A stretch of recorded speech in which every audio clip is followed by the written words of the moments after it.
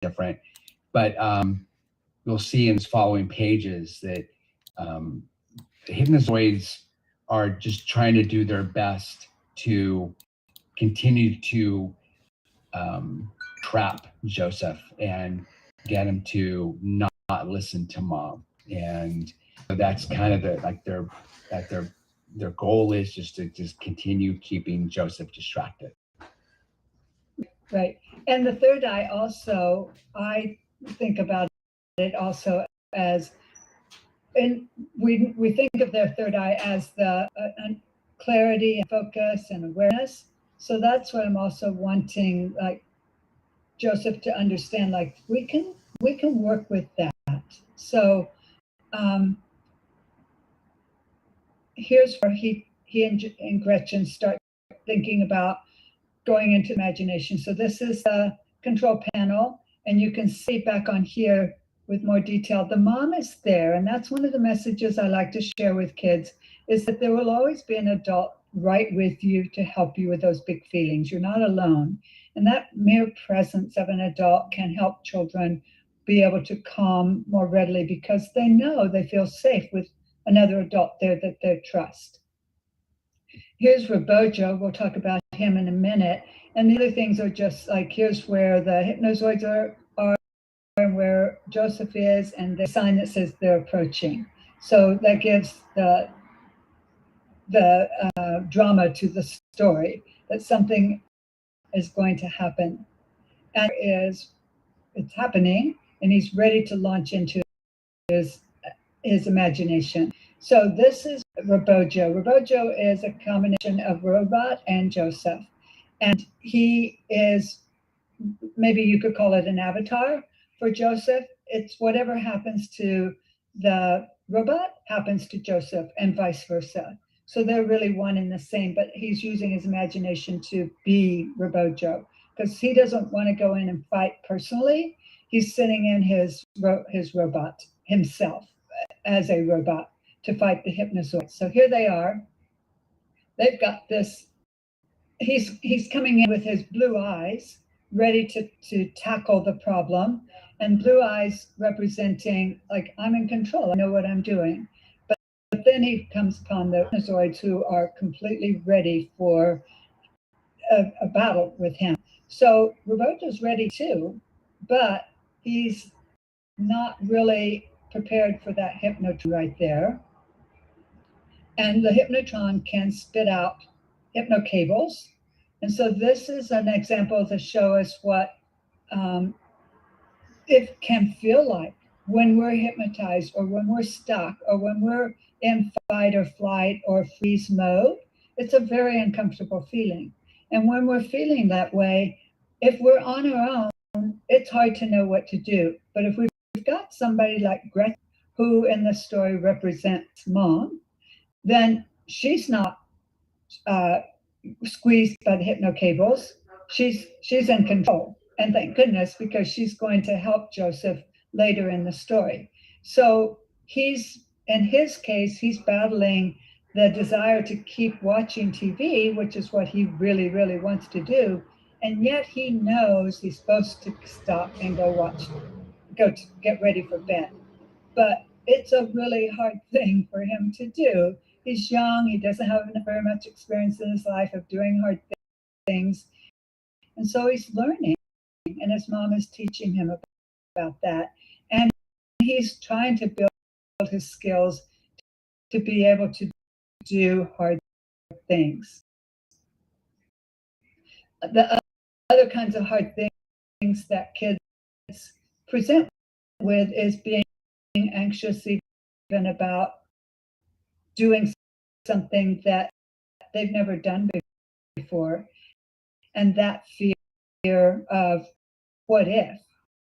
And Gretchen can help with that type of situation also.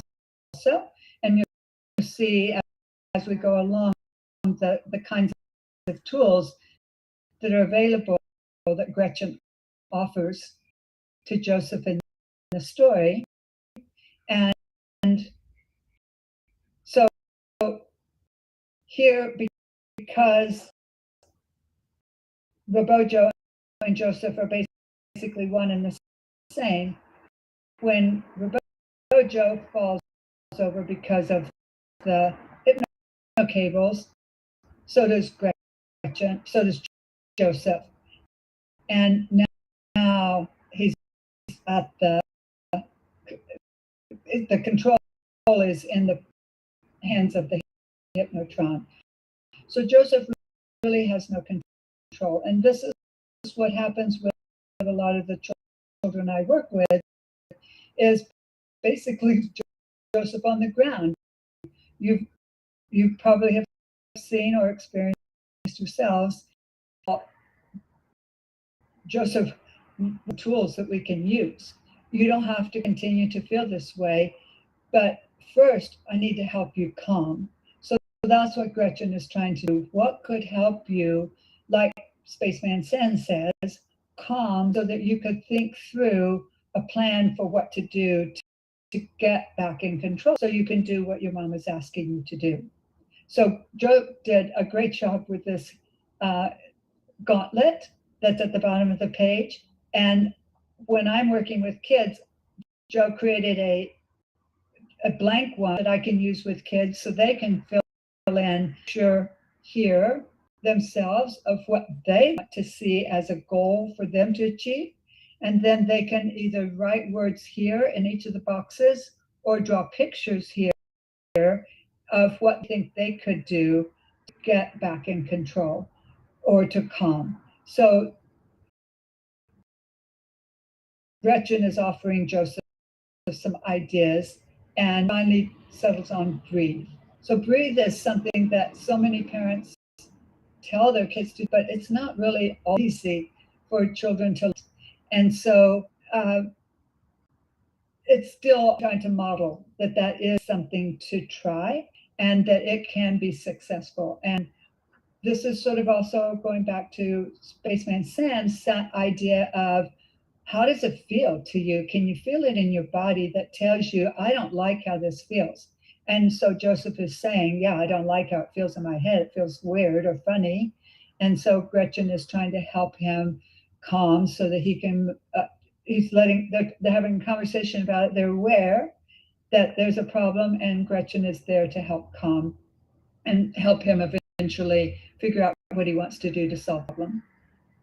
Did you want to add anything on this gauntlet or anything? Well, a little behind the scenes, just info that from how I designed the gauntlet. So I used to do a lot of video editing and video recording. So I based the gauntlet around an old Sony camcorder. So that's all the controls and everything were just buttons and knobs that were on the camcorder. So it's looked techie and cool enough where kids was like, wow, what's this? And so I've always tried to, like, on drawings in the book, I was trying to make it like really interesting for kids to just keep looking. Like there's just different layers of well, what's this? So Easter eggs here and there that I put in there. So just make it interesting for the reader and the viewer. And I have some kids who just totally get it. They really understand. I don't even have to tell them the story to themselves. They totally get it. And other kids, I really need to come along. This is what it's about, and spell it out for them and help them relate to their situation so that they understand, like, I have challenges just like Joseph. I wonder how Joseph will solve this. Maybe I could do the same thing with help from my mom. So I want the parents to be in a session listening in as well, so that they understand how they can also reinforce the messages at home. So Joseph realizes he's got an ally here. He can get Gretchen to help him out because he really still is stuck and not sure what to do. And he still needs to borrow the strength of Gretchen. He still needs to borrow her drive to defeat the Hypnos Zoids. He's not quite there yet. So Gretchen goes out and says, okay, I love this picture, everything about it. Gretchen's seeing everything that's down below, and she sees in one glance what the problem is with the Hypnos Zoids. And so she sees what her job is to do. And so here they are thinking, woohoo, we're in control of Reojo. We won this battle. And so they don't see Gretchen in. And so Gretchen knows where the willpower button is. And so she goes to the side and uses her paw to scan the door open and then flips the switch. Then the shield comes down so Reojo can no longer hypnotize. The laser beam comes out, and now the laser beam can zap the hypno cables out. And this represents, oh, when I can think about what to do and I can just use my willpower, the freedom, it feels so much better not to be all stuck and tied up. And I like this way better. But I couldn't get here on my own. I needed you, Gretchen, or in other words, a parent, to help me be able to get this place. Joe, do you want to tell more about I love this whole scene here. Yeah, well, what I liked about willpower, so if you scroll back up, man, what it means is demobilization liberator laser. So again, just like I'm just trying to play with the theme of the story here and just come up with just different ideas that kids can like help them think about, like, well, what's willpower? Like they can actually visualize, well, I'm wrapped up and I'm immobilized, and it's just another way of thinking about it. And so they could imagine themselves like, well, like Reojo, he's using his willpower. And since Gretchen is the voice of reason, it's like represents mom, then that way it's like, okay, what did mom say? What is mom trying to say? And what am I doing as far as like, okay, am I out of control? What should I do? And I'm going to use my willpower to take control of my feelings and not let myself be hypnotized by the hypnotron. And so that's kind of where I was going with this. And so you scroll back down there, Nan, and shows, so you can see where the willpower is coming from. So he's using his brain to start up the willpower. It snaps off everything that the straps or the cables that are holding him and squeezing him and preventing him from doing what he should be doing. And the eye shield is basically deflecting the hypnotron. So it's kind of like a 2-layer thing. So he's freeing himself using his willpower and then deflecting what he's seeing. And so he can get back to where he should be. And this is one of the things that I encourage kids to do as we talk about how can you defeat the Hypnos Zoids. And some of the kids like to keep points. It's like, oh, I earned 5 points this week for defeating the Hypnos Zoids, and they didn't get any points. So it's fun for them to play that game too. So here is Joseph. He's back in control now, and he can turn off his the buttons on the hologram, and so can Reojo. And now the Hypnozoids are really disappointed and angry, and they're thinking, we're not done. We're going to come back. Just wait till tomorrow night at bedtime. We're going to be there again. What will you do? And I love the power pose of Reojo. Like, I'm in control now. I'm in power. I have the power to do this. I have the confidence. I can do this. And I'm going to be standing like this tomorrow night at bedtime. And I'm going to be able to defeat you much easier because I've got practice with this now. And so here he is. He's ready. He's back at his space control and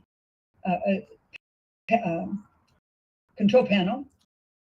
You can see on the screen too where it shows the hypnotrons, and then it's on the right hand side, it says all good and under control. So now there's a green light. I can do what you asked me to do. We're connected. And this is where he goes back into his real life. His imagination story is done. His mom reviews with him what actually happened. That's an important part to narrate a story and talk about, learn from it, and review the steps. And so now, no problem for Joseph to turn off the TV. He's imagining himself turning off the screen on his mission control panel, and no problem doing it at home for real. And so his mom wants to reinforce the messages, wants to reinforce how his brain is growing, hard things like that. And she talks to him about, yeah, at first it did feel like too much for you. It felt like it was something you really didn't want to do. So this is sort of, again, that narration of how the evolution of the feelings happened from being really upset to being back in control, and then previewing what will happen tomorrow. So he's imagining himself being able to do this. So that's future thinking, and being able to, and remember, I remember how that felt with Gretchen and me when we were on the spaceship, and we're in that power pose. We're in control. We can do this. And then she asks him, so what will you do tomorrow night? And he says, I'd like to feel in charge of my big feelings. He wants to be able to do hard things. All kids want to be just like Joseph, handle hard things, even though they know it's not what they really want to do. They do like being able to do it and feel proud of themselves. And that's the poster in the background says, tomorrow I will be a day older. Tomorrow I will be more practiced. And tomorrow doing hard things will be just a little easier. So I think it's a very encouraging poster. And I have it posted in my office where kids come, because I want them to feel encouraged, so that, yeah, it takes practice. It doesn't happen overnight, but every time you practice it, it does get easier. And then the end is mission control. So the sense of euphoria and desire to repeat feels good. And so that's how the Hypnos Zoids were defeated by Joseph. Do you have more to share, Joe, on any of the pages? Well, just a little Easter egg. So I made Joseph he's just kind of a techie kid and very imaginative.